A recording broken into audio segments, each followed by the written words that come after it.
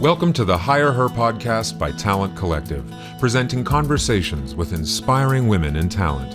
And get ready, ladies, because this is the last time you're going to hear a man's voice on this show. Hi, everyone, and welcome to today's episode of Higherher, a podcast put on by Talent Collective. And if you aren't familiar with Talent Collective, we are a community for women in the recruiting space, and we bring on amazing women in talent acquisition and find out all about them and who they are and all of their best practices on this show. So we're really excited today to have Brooke Wheeler on with us. Before introing Brooke, wanted to introduce myself, Krista Tan, one of the co-founders of Talent Collective, and my lovely co-founder, Natalie Stone's here. Hello. So we are excited to be here today with Brooke. Brooke has been in the world of talent acquisition literally since she was a child, because there's no way she could be in TA for over 25 years at her age. So just want to say welcome to you, Brooke. We got introduced to Brooke a few months ago at RecFest, I think, first, and then our Atlanta chapter launch. And she's been just an amazing member of the Talent Collective community. So as I mentioned, Brooke has been in TA for, many years, since she was just a little tiny baby. And now she's actually founder of her own firm called Restoration Talent Solutions. And she helps advise companies in the technology space and data analytics.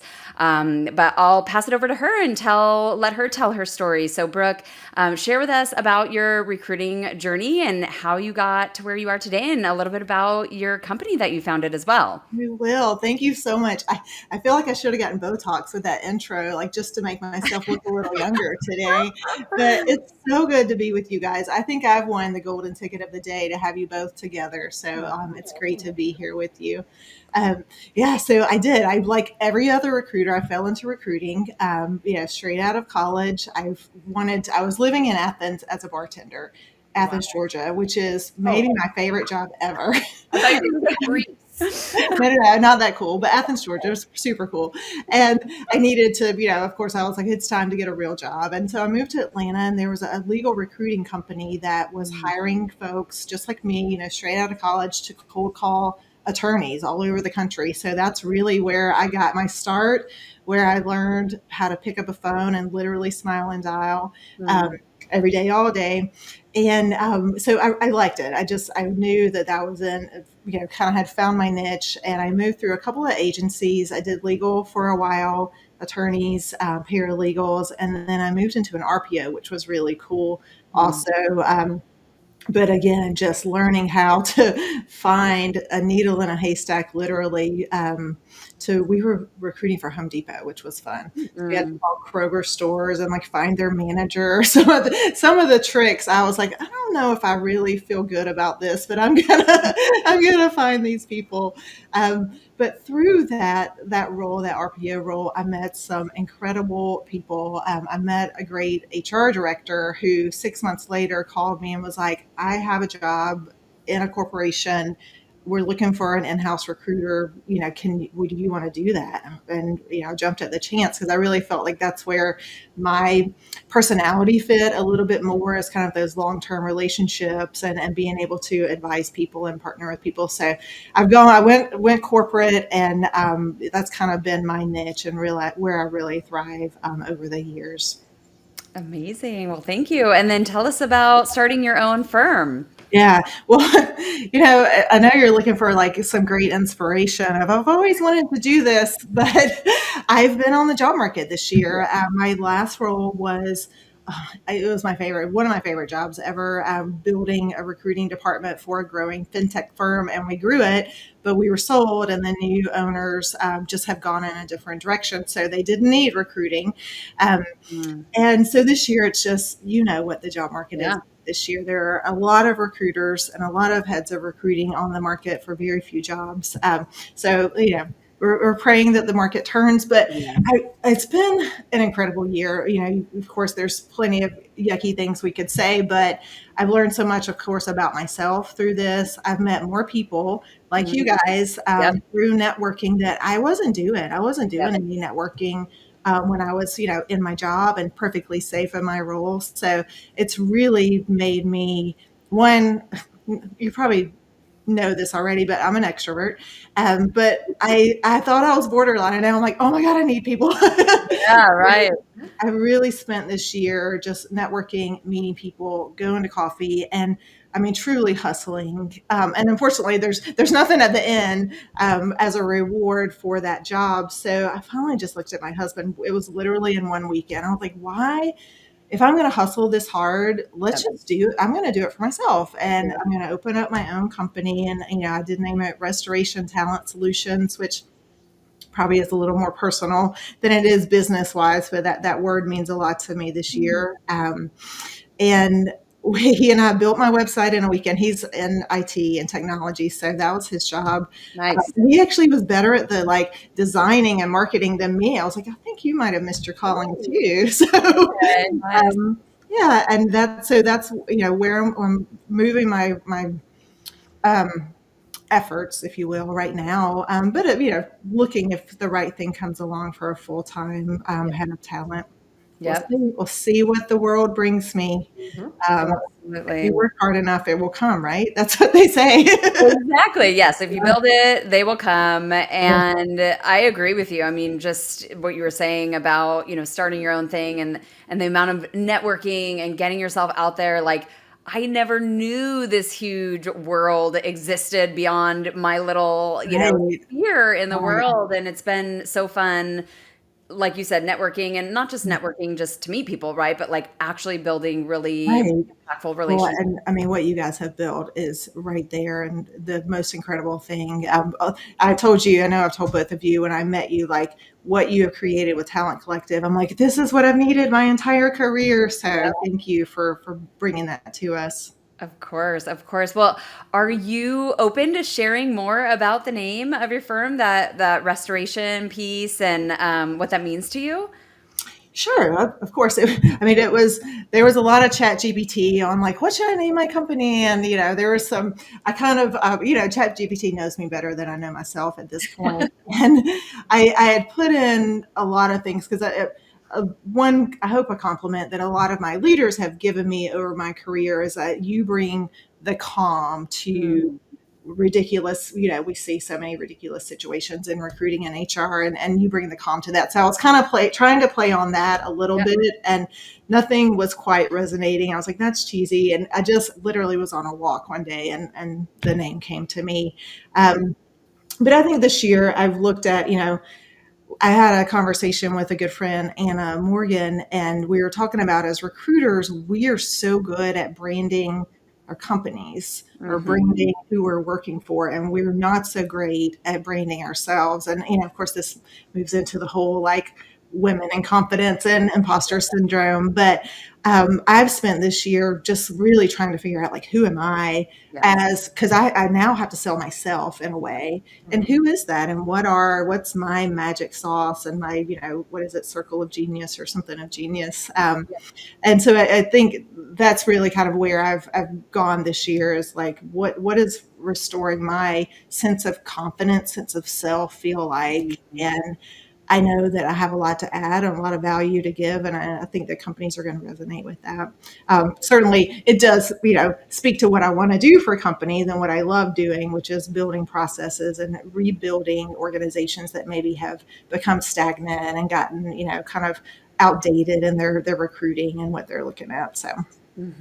Awesome. Well, thanks for sharing. I just have one more question. I'm Yeah, stealing no, go for it. stealing the mic over here, but I'm like, I have all these curiosities.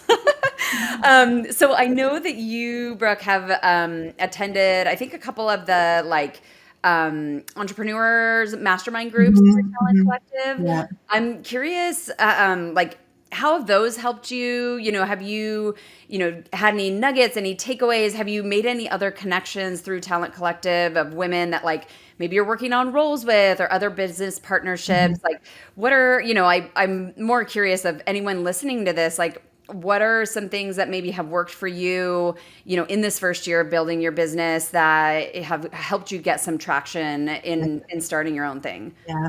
Well, and I've done a couple of things. I've been a part of your entrepreneurial group, which is amazing. And then I also had a couple of mentor meetings that you guys are so generous to do. And that's the word that just keeps resonating, is generosity. There are several people who have started their business, and they're about a year ahead of me. I know I'm not alone in opening a fractional company this year. Right. Yes. And Natalie was one of those people that I was able to speak with, and that's how I heard about you guys. And people have just been so generous with, oh, these are the tools that I use. This is the billing system that I use. This is how I go about and do my sales, because that's, although we sort of are sellers as recruiters, we've never, I had to Google how to do an LLC and things like that, of course. So I think a lot of the tips have been, one, you really do need to get pretty clear on your marketing message and your niche, not to be like an expert marketer, but what is it, like I said, like, what is it, my secret sauce that only Brooke can bring to the table? And so many people have said that to me, really, that's kind of where to focus your efforts. And then what is the problem that you want to solve? Because it's easy for us, or at least for me, to be like, oh, I can do everything. It's like, but what everyone can do everything if you've been, raised in this recruiting world, so to speak. But what is it about me that's really going to make a client go, I need Brooke over Natalie, over Krista? No offense. Right. Yeah, that's great. Thanks. I'm remembering back to the conversation that we had when you were interested in fractional, and now you using the word restoration. Like, I just sometimes sit and wonder, not that the market that we want it to be this way, but is this time where there's such a lull in recruiters being able to find the right opportunities? Like, is there some sort of optimistic thing on the other side? Yeah. And what I mean by that is, so many people have ended up having to reinvent themselves and really look at all the other skills and attributes that they have as individuals and create something around their craft and their zones of genius. Like, maybe recruiting will never be the way it used to be. Well, no, it's not going to be the way it used to be anymore. But even for myself, right? Like, I was full cycle head of talent up until, my second or third layoff before starting Talent Refinery and Talent Collective. And now I'm like full-blown events and marketing for Talent Collective. And I love it. I have had an opportunity to tap into the other side of my brain that, like, if I never sat back in a recruiting seat or never had the opportunity, I know I could probably now have a career in events marketing. And so I've just like completely reinvented myself by using those transferable skills. So anyways, my point to that is, like, I'm super excited for you because you're being put in this position where you're going to like learn more about yourself and all these other things that you're exceptional at, that you can bring value to in other ways that might not just be like running search. Yeah. Well, and I appreciate that. And I think you're right. We get in these roles, corporate, agency, wherever you're in a job. And I mean, not that I'm going to turn down a job, but I still want a job. We have need those, and you just get laser focused on what you're doing, and you forget that there's a whole other life out there. So yeah, I'm there. Some days are better than others when I'm appreciating this year, and I have my pity party days, or my, I'm never going to work again days, but it's really been a blessing, and not even in disguise, like a blessing that I know I've been given. That's awesome.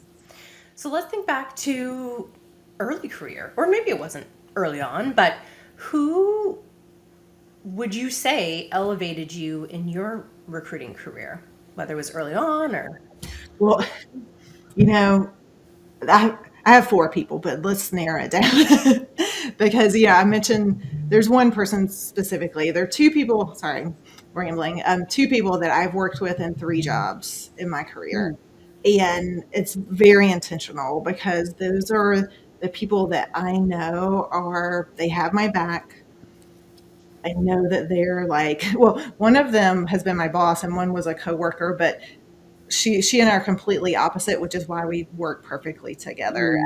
But I'll talk about Mayrav, who has been my HR leader 3 times. very purposefully. And I mentioned her earlier, the person that I interviewed for an HR director job at the company I was working at. And thank God she didn't get it, because we just got to know each other so well during the recruiting process. I had to do like this 3-hour behavioral interview. It was kind of a crazy hiring process. I wish I had more guidance to have given that leader, but so we got to know one another really well. And so when she landed somewhere else, she literally called me. She was like, we didn't follow each other on LinkedIn. She's like, I haven't seen your resume. I just really like you. Do you want to come do this with me?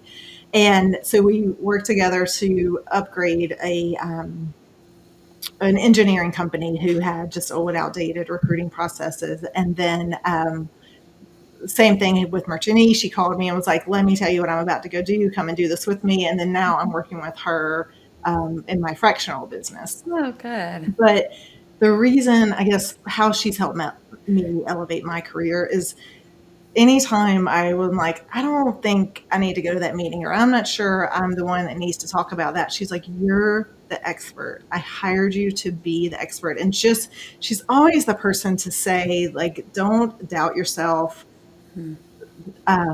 Because, sorry, I'm going to get a little choked up here. But, we all have imposter syndrome. That is never a secret, unfortunately. And it's important for us to have people that just remind us that we're badass. Because most of the time I have a tendency to forget it for myself, and you need someone behind you to empower you and to remind you, like, you can do this. You have the expertise. This is what you're known for. So just go and be that person. So I can't tell you enough how much she's done for my career, but really more for my like emotional well-being. I'm like, I know I can do it. I just need someone to tell me that I can do it. Love that story. Thanks for sharing. It's so important to have those mentors and those guides. And look, that relationship has, followed you, and you've followed her, this whole time over the years, which is just such a nice story. I was thinking about, as you're talking, again, just like it all going back to relationships. And if you're not building relationships along the way, like then you're just starting cold, right? Like everything, you're starting cold. And you, Brooke, in building your own business, like you already had a client built in, ready to go. Like as long as she had a need, she was going to come to you. There was no question about it, right? I know, it was interesting. Like my imposter syndrome was like, oh, you can't get a client unless it's like a friend of yours. I'm like, no, she's your friend, because that's why it's set up that way. And that's when we're, people who are moving into a job search right now, like the very first people you need to call are the people who know you and can speak for you and speak about you, because you don't have to reprove yourself to them. I mean, we always kind of do, but you know what I mean. Well, right. You're bringing that history of all the work that you've done already, and continuing to work as hard as you have. So, so let's talk a little bit more about women in leadership. We talk a lot about this on the show, like just different qualities that you think that, are really essential in women leaders, and maybe you refer back to, this woman that you've worked with. But what do you think are the most important qualities in women who are in leadership roles? Yeah, it's such a good question. And I am always going to advocate for using the qualities that are just innate, amazing, natural female qualities. And I don't mean, we can look at that 8 million ways, but I at least naturally am just probably a little more emotionally intelligent. I like that women are so resilient. Every woman I know, we're a get stuff done. Can we cuss on here? Almost is, right? Yeah, girl. We just get shit done, and that is, I think, the most resilient thing about women. And there's so many, like, quote unquote, and I hope you guys know there's always a caveat, but assertiveness that are more masculine, and not, sorry, I'm losing my thesaurus right now, but I mean, we talked about imposter syndrome. Sometimes just plain out confidence isn't always a classic female trait. I love those women. I have so many women in my life that have that, like, I don't care. I'm going to, I know I'm amazing and I'm going to work it. And I'm just not that person all the time. So I need that sort of board of directors around me to remind me, like, you can do this. Mm-hmm. Sorry, I got a little timeout. Sorry, I got a little like circle on that. We might need to edit that out. Okay. I didn't make my point as well as I wanted to. Yeah, no worries. We have a lot of what are they called? Bloopers. Bloopers on the show. Yeah, that's talking in circles and never making a point. Maybe Ben can find the right way to lead into this next question, which is when you think about the qualities of, essential women leadership, what strategies have you done yourself or that you've seen really successful women in leadership Yeah. do to advocate for themselves in those leadership positions? For Right. example, I heard you mention, tapping into like board of advisors or mentor, things like that. Any other? Absolutely. I think the word, if I ever got a tattoo, it would just say something like "speak up" or "use your voice," and I think that's something that as women, it's just a trait that we need to practice and get that muscle memory so that we can trust in ourselves. And I think I've always been the first person to raise my hand to say, yes, I want to be a part of this women's group. I worked at an organization that had a huge, it was called Women Connected. We probably had 400 people that would show up on a monthly basis, and we would have speakers or, one time we had an entire year where we worked on, I think it was some of the Brene Brown work on just confidence. So I am always an advocate for filling your mind with motivational podcasts like this, filling your space with other mentors, going to networking events. I just think if we don't always walk out the door with confidence, we can borrow it from other people. And so that's where that board of advisors comes from. I have one. It's not, of course, as formal as that, but I know who to call when I need someone to say, why are you not taking that job? I'm like, because I might not can do it. Yes, you can. And then, I'm always the person that's like, let's have a book club and let's do. So I'm just always going to be an advocate for pulling people together in that way. Love that.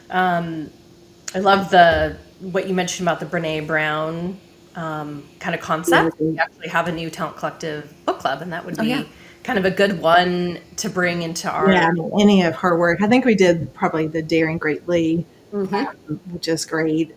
But yeah. That's a good one. One last question, just off the cuff here. We always like to share with the audience or allow our guests to share with the audience something really vulnerable, right? Like, not only are we trying to share inspiring stories of women that we've met along our journey, but all of us have some sort of vulnerable moment, right? Like, mine would be getting laid off with a 3-month-old. Like, that was probably the lowest part of my life ever. But I'm sure there's someone else out there that could really benefit from that. Yeah. So I would love to hear if there's anything that you're comfortable sharing that might resonate with the audience.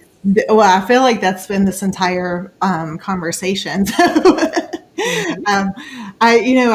said that tattoo needs to say "speak up," and there have been, unfortunately, way too many times where, and I'll say it, other women, I've let other women's, not necessarily bullying, but just,